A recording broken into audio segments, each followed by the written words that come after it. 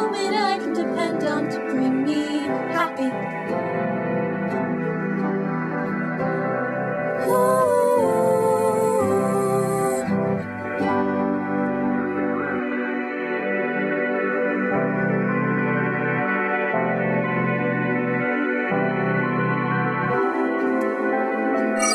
Thank you, happy.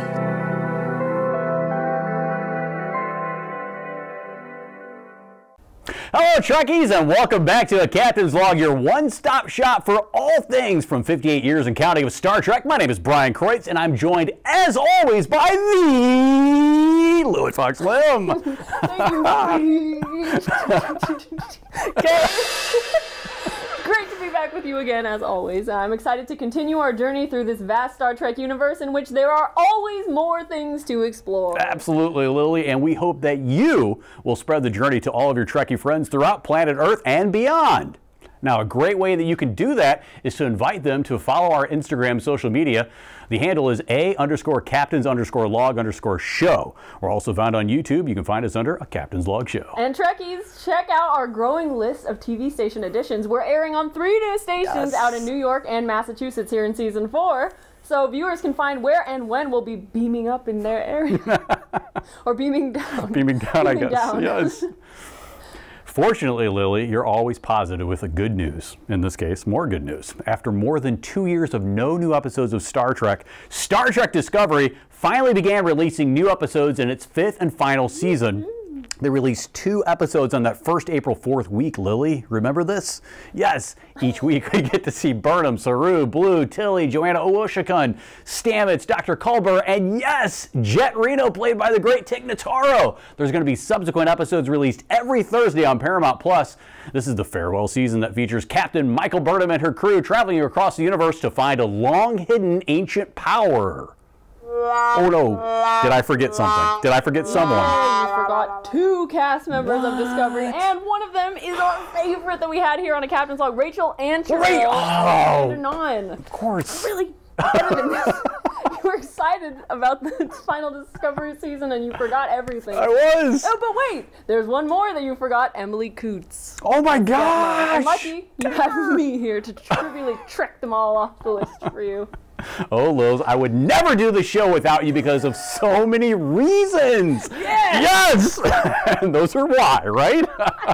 It's finally time to beam up one of the voices of Star Trek Prodigy. She plays the ship's computer, sometimes a few other roles in the series, and mountains of other acting and non-acting pursuits that might put Mount Soleil on Vulcan to shame. Bonnie Gordon, thank you for joining us. It's great to have you back for more. My pleasure. I tend to ramble, so whenever someone says it'll be a 30-minute interview, I'm like, yeah, right. Not with me talking. Back at Warp Speed in a moment as we drift back into part 2 of our interview with Bonnie Gordon. A Captain's Log returns in a moment. Yes, we are intelligent life forms. Does alien life exist? Probably yes, but will we be making contact anytime soon? Well, we'll see about that, won't we? I'm getting signs of intelligent life from our view screen. It appears to be intelligent human life, and I believe she's going to continue her interview here with us on A Captain's Log. It's likely she'll talk about the Star Trek life and death of an animated Romulan and prove that alien life exists. I love it! Alien life in the Star Trek universe, that is. Lils, you have the next question for Bonnie, if you please. I do, please. Are you freaking kidding me? You're in the scene opposite Janeway, now an admiral, and you further expand the Brinari species originally seen in Voyager's 5th season episode titled Counterpoint. You're, in a way, reprising the role of a young telepathic refugee Brinari child from a freighter saved by Janeway's Voyager after the militaristic and xenophobic Dvorak species perused your freighter ship. Oh, please share with Brian and I the feeling that you had when you read the Star Trek Prodigy script as the Brinari, who's now a Federation ensign opposite Janeway from the season 1 finale episode Supernova. I was so thrilled. Also, that scene was actually a lot longer. And I heard that it had gotten cut. So I was so sad. I thought they cut the entire scene. I misunderstood. They said like it got cut, meaning it got cut down. But so whenever the episode came out, I was pleasantly surprised when I saw the scene. I went, oh, they did it. Because the scene was a bit longer. But I loved that I mean, this is a testament to the writers' room, especially the the writers in the room that are huge Trekkies. You know, like the oh, I'm gonna mess up their names, and I don't want to. The sisters. Oh, I'm so sorry. I know y'all are gonna yell at me later. And Aaron Walkie, of course. And there's so many people in the writers' room that are huge Trekkies, and you can tell with these Easter eggs, with the way they're writing the scripts, where they're not dumbing it down for children. They're writing good Star Trek and good sci-fi and good storytelling, and telling it in a way that both adults and children can understand and appreciate. So whenever I got that script and I saw that, it was a Bernari, and, reading the script and hearing the whole thing where, she goes back and saying, back in, the Delta Quadrant, you saved my people, basically. That, just that one scene, that is what Starfleet is all about. Janeway jeopardizes her crew. She could have sent her own ship through that wormhole. Instead, she sends these refugees, these people who are going to basically get slaughtered just because they're different, sends them through a shuttle, through the wormhole, hoping they reach, Starfleet space. And the minute you get this scene happening, it basically puts everything about Starfleet into perspective. She did all of that, and now it's come full circle, where that little girl that she saved now has joined Starfleet, has worked her way up, now on this ship, basically like, you wouldn't remember me, but I remember you, and it's because of you I'm still alive, and you took a risk for me, now I'm taking a risk for you. She basically is risking her entire Starfleet career to break Janeway out of the brig. I'm hoping that gets resolved somewhere. If there's ever a season 3, I would love for the Bernari ensign to come back and just be like, I'm still here, y'all. I didn't get court-martialed. It's okay. That would be great, because she really did basically break a lot of rules by releasing Janeway. So hopefully she's not court-martialed in a brig somewhere and has been forgiven. And but no, I just love that it is what Starfleet's all about, and it's that hope, and that Janeway gave everything in that moment of herself to save these people, and now it's all come back full circle, and so she's going to risk everything that she's worked for Janeway, and because it's of Janeway that she's alive that day, so it's just, I love that they put that in there.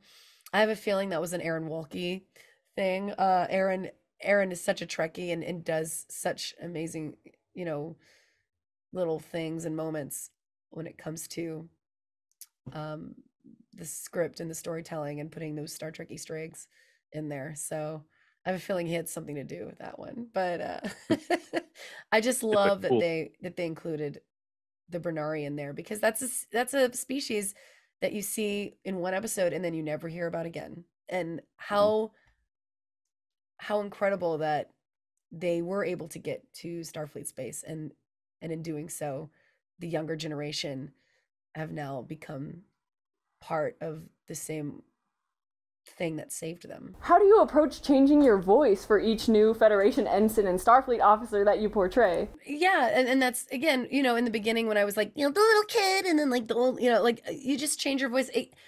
Like I could be talking like this and then slow it down and just go into my lower register, and it's a completely different voice, but it's my natural speaking voice. Or if I get really excited and start talking really fast and maybe just like a little bit of a nasal, I mean, these are all just different voices, but exactly the same voice. It's just my natural voice. So, and that's without me actually putting on a character-y voice for it, or an accent. So there's so many different things I can do to change, if they need any type of other characters. Again, yeah, putting a dialect, putting an accent, changing the tonality, changing the pitch. It's your voice is basically an instrument. And that's why whenever people ask if they ever want to get into voiceovers, what's some of the advice that I offer? Always, in my opinion, singing lessons and music lessons is such a big help. Doesn't matter if you can't hit a note at all. If you can't sing worth a lick, it does not matter. It's all about finding out what your range is, you know, I have a very low alto voice. I have a very low register, but I was also a first soprano in opera in college, which is why I know that if I needed to, I could go way up here and squeak it out or something, you know. So it's all about knowing your range and using your vocal cords correctly, using your diaphragm correctly. So many voiceover actors will like scream, do like a dying scene where they're getting, you know, impaled and scream, and then they've shredded their vocal cords and can't record anything for the rest of the day. It's you have to learn how to like breathe correctly, scream correctly. It's a muscle, and it's also an instrument. My voice and Ella Purnell's voice is very similar. Again, doing the scratch for Gwen and then hearing Ella do the voice, I was like, oh, we have that lower kind of textured voice. She's actually British, but does an American accent for Gwen.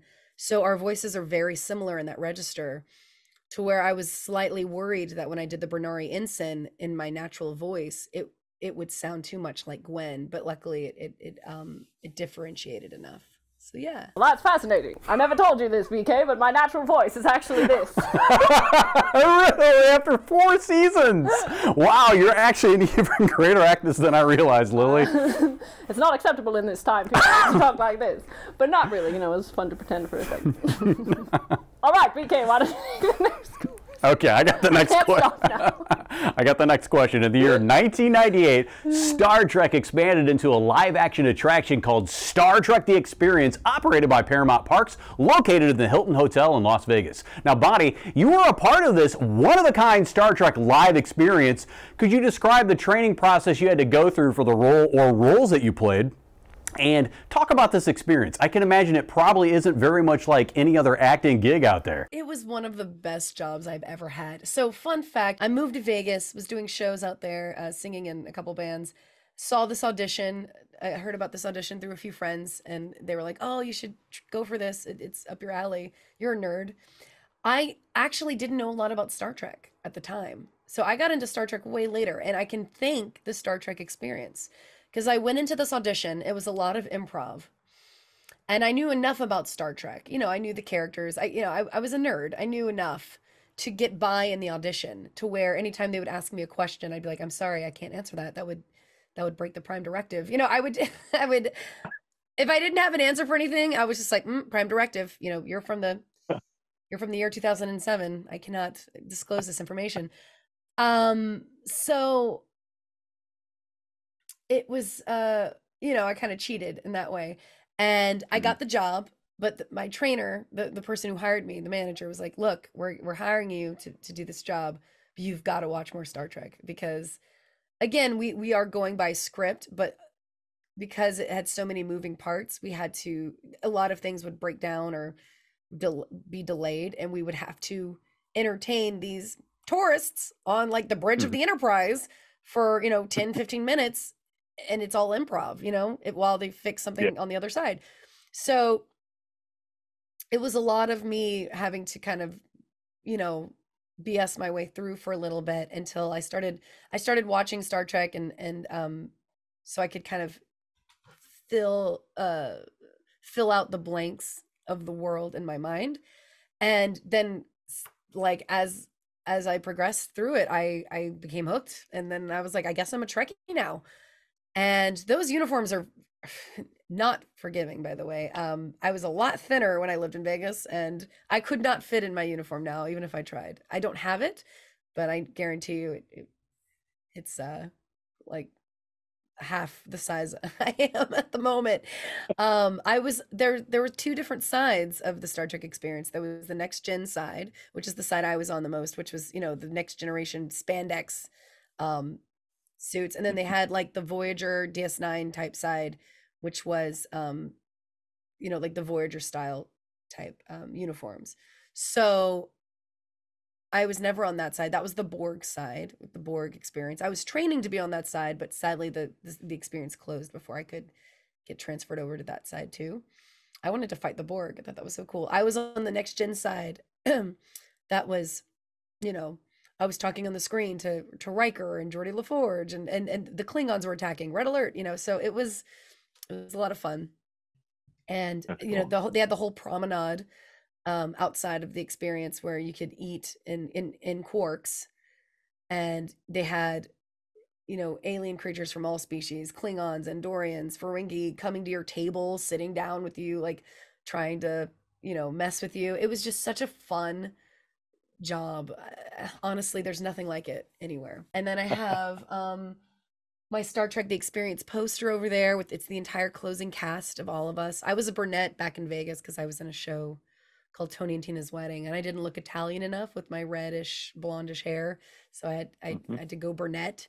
So I was a brunette in Starfleet, but man, it was just so good. It was so good. Can you give us a story about a particular favorite memory you experienced while working at the Las Vegas Star Trek The Experience and interacting with the guests and visitors? For all the Experience fans out there, I would get in trouble because you know, we were trained in all the different roles and we would rotate. But if ever, you know, sometimes it gets very repetitive. If I'm in the transporter room playing that character, you know, the transporter illusion happens, they all appear in front of me, and I'm like, you know, transporter room to Commander Riker, we have them, sir. And then I do this whole like spiel, we have to get you to the bridge, and take them to the bridge. But then I come right back and then bing, another transporter. I'm like, Commander Riker, transporter room to Commander Riker, we have them, sir. So it gets very repetitive.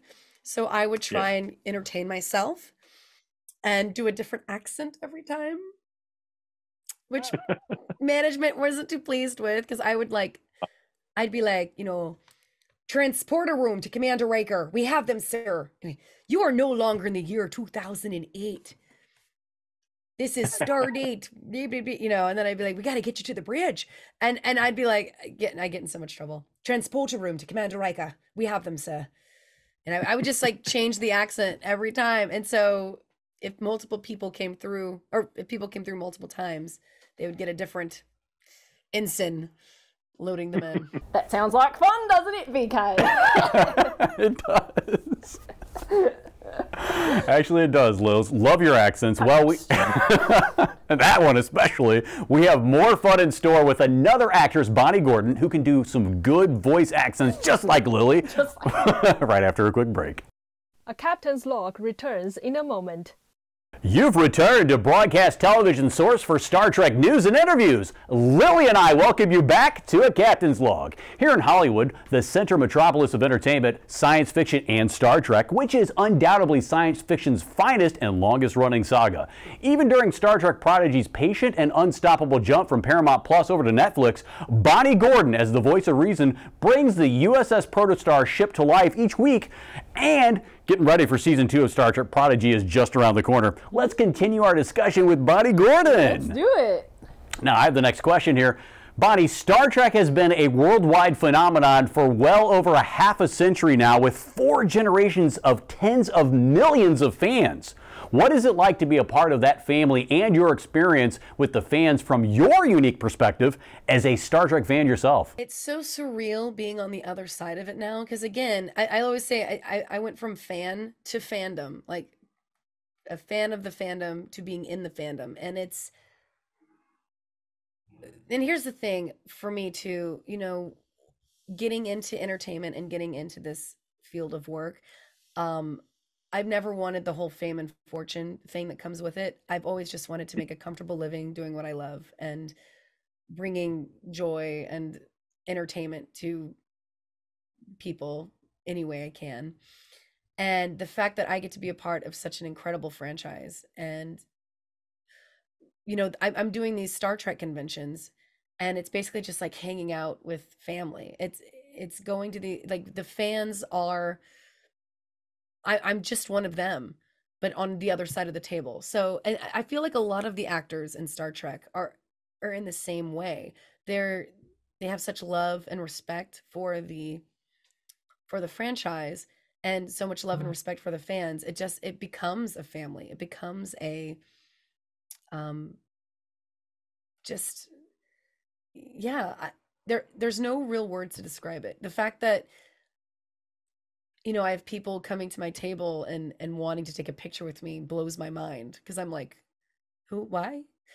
And the fact that I've also, because I do music as well, and able to share my music with fans, which is, very nerdy.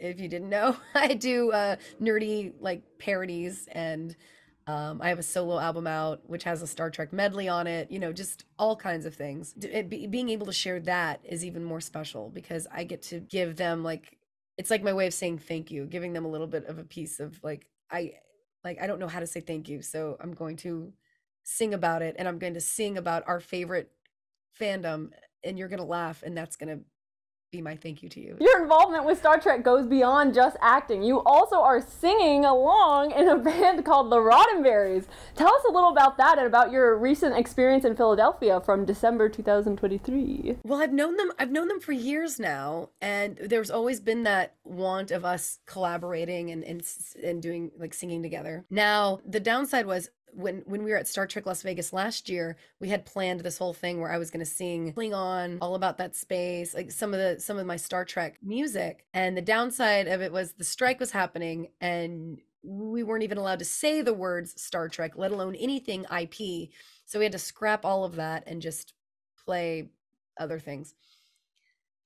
And so getting to perform with the Roddenberries this past holiday season for their big album release party was such a joy because they had learned a few of our songs. They learned all about that space. They learned Klingon. They learned my arrangement of Why Don't You Do Right. They learned my Dungeons and Dragons song D&D, which is to AC/DC's TNT. So they learned just songs for me, so I could just show up. Barely any rehearsal, just pop me in, and they were brilliant. And there's such a talented group of individuals.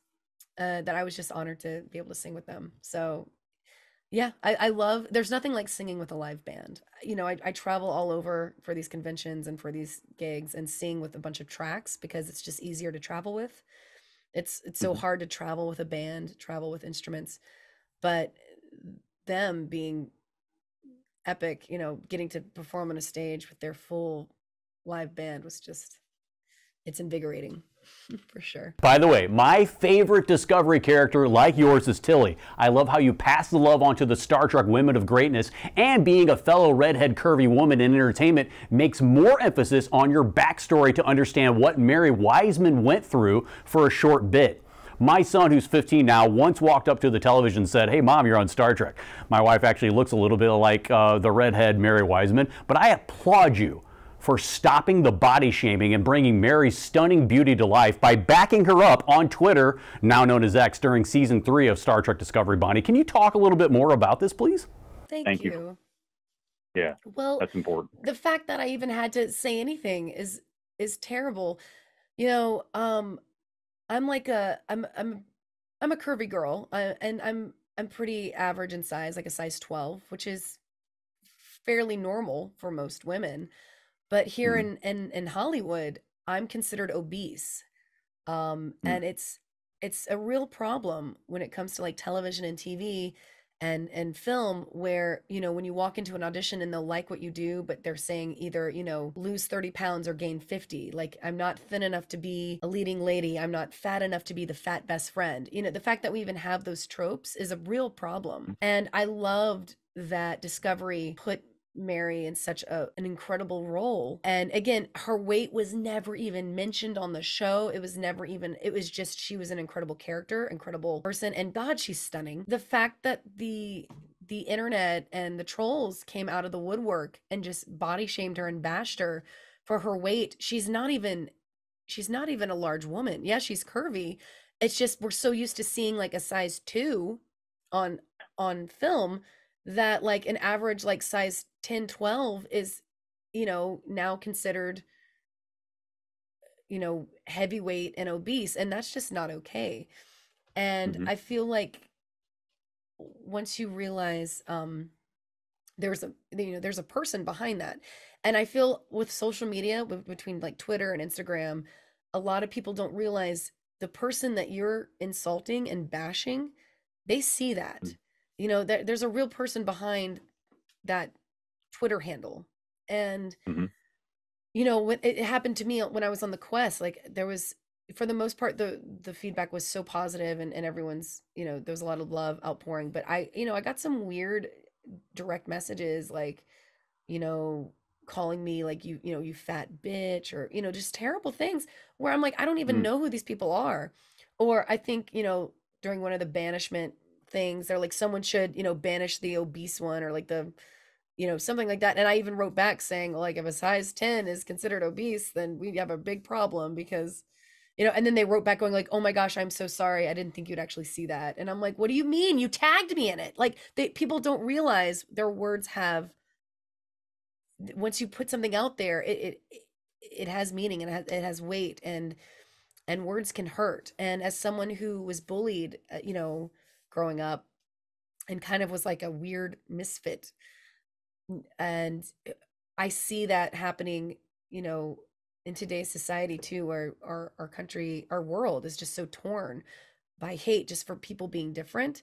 A big part of my, I guess, brand, or things that I like to speak out on, is like anti-bullying and just lifting everyone up. And it's okay to be different. And especially, when it comes to body shape and gender and sexuality, it's like, none of that hurts anyone else.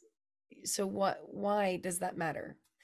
They're a person, and who they are is beautiful, and just accept it. Anyway, I'm rambling again, but as someone who is on the curvier side of in the entertainment field, and it's so hard to get even looked at for casting. Like, I can't even get auditions because of my size, and or if I'm a character actor, I'm not considered character looking enough, if that makes sense.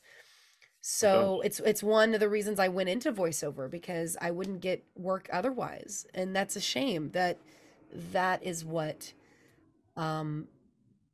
it's not about talent a lot of the times. It's about what size pants you wear. And I love that so many people connected with the character Tilly, because I feel, especially women, because we finally saw someone in Starfleet that was our size. Like, I was like, I could fit in her uniform. And I've never, watching a Star Trek show, would never really feel that way, nowadays. I'm like, I can't fit in those outfits.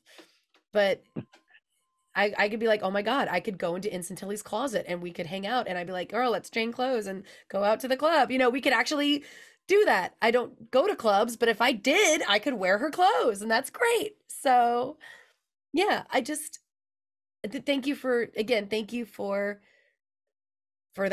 thanking me, I guess. But in all honesty, the fact that I even had to say anything is a problem. And I hate that people gave her such a hard time, especially towards like the last few seasons, because again, she's such an incredible person and such a positive light, both in her character and in real life, that I feel it was very uncalled for. Yeah. The end. Thank you again for the heartwarming, insightful message, Bonnie. I'm sure Lily appreciates it just as much as I do. I definitely do. Thank you for your strength and courage, Bonnie. I mean, someone with such good values deserves recognition. So please talk about where viewers can find your music and social media places to follow you. So I am so bad at my website. It's not updated at all, but you can find me everywhere on social media, on Instagram, on Twitter, TikTok, all those places, at Bonnie Bell G. And, you can find my music on Spotify, iTunes, Google Play, Bandcamp. If you just search Bonnie Gordon. My solo album is entitled Con Artist. Bonnie Gordon, you have definitely made this two-part extravaganza of an interview very enjoyable. Thank you for joining Lily and I here on A Captain's Log. Yes, thank you, Bonnie. A very memorable interview. And we have another brand new interview for you next week, Trekkies. Bye-bye for now.